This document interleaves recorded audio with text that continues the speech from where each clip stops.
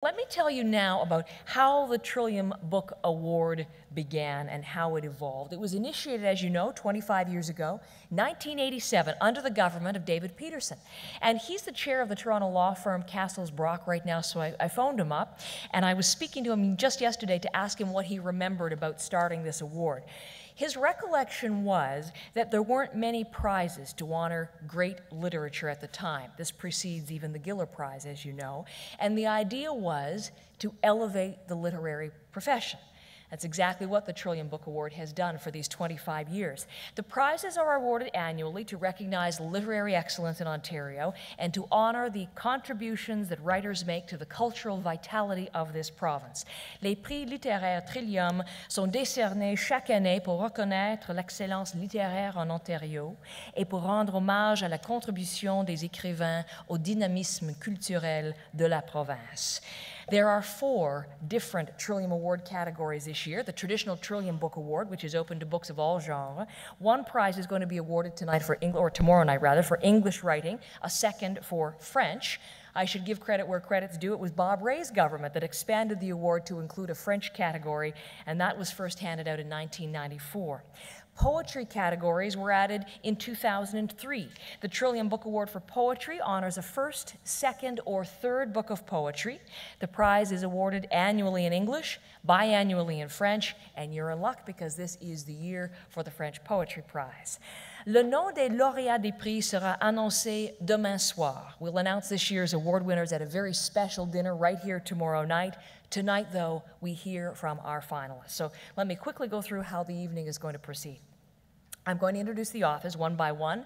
Each will give a brief reading from the nominated book. We're going to alternate English and French, and we're going to start with the Poetry Award nominees, again in English and French. We're going to take a short break halfway through, and then we'll be back, and I'll introduce the authors for the Trillium Book Award, the traditional award in English and French languages, and we will alternate between the 2 languages at that time. So let us get underway with the first of our English poets. Helen Guri is nominated for Match. Now, Helen's a graduate of the University of Toronto's creative writing program. She's taught writing here in Toronto at Humber College. Her work has appeared in many journals. In fact, early versions of the poems in Match were published in various magazines, and you perhaps have seen them there. Match is her first collection, though. Her writing has received much critical praise. Her metaphors, for example, heralded as daft, incisive, playful, pensive, but always unexpected. I can't wait to hear Helen Guri.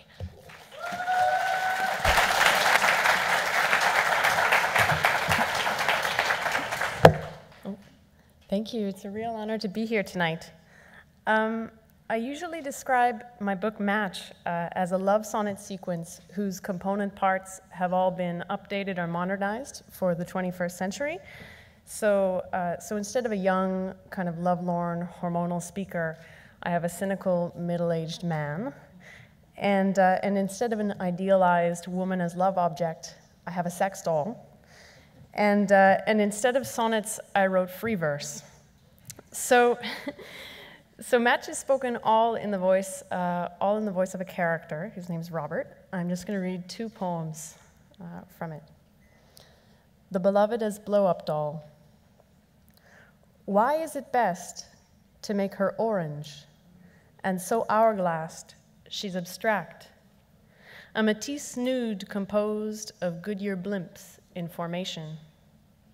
If what I've evolved to crave is Fanta's anti-gravity, sickle edge of sundown, the color of night vision, marshmallow broil. If what I've evolved to lift is the weightless barbell of a cartoon circus. Wearing orange jeans, teens out at dusk blush Venus, leak their crushed sodas on pavement. They keep their synapses limber with self-tanner. If living is gradual overexposure, the teacher's silk kerchief, a meatloaf's Florida sheen, ladybug piss on a skinny wrist, a dinner plate's blazing frisbee. Moreover, that old sorrel named Bliss, the weekly Lutheran basements with paper walls, where wax crayons labeled goldenrod blistered as skin what a rib shimmied into to be more comfortable. Fly me to the moon, sings the hot air balloon, and so my makeshift drifting furnace feeds, breathes vermilion. Statuesque. She is actually the weight of 110 one-pound bricks of butter, the manufacturer cautions, and will weigh this anywhere I set her. She could yawn an awning, sink a sack of pups, plunge a roller coaster into its Stone Age theme park, swing on hunger's hinge like a club to stun a doe. The fossil quiet of a creek rock hearth is her infilled ear and her infilled heart.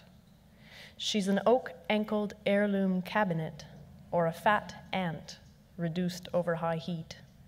Crate of condensed milk sweetened, chromium toad, canting a balance point in my horoscope just by standing, mythical and horse-like. A crystallized set of nesting dolls. In the huge amusement park of the world, doing nothing but gravity. The ground accepts its role as lap, gets pins and needles thinking into her lean. Thank you so much.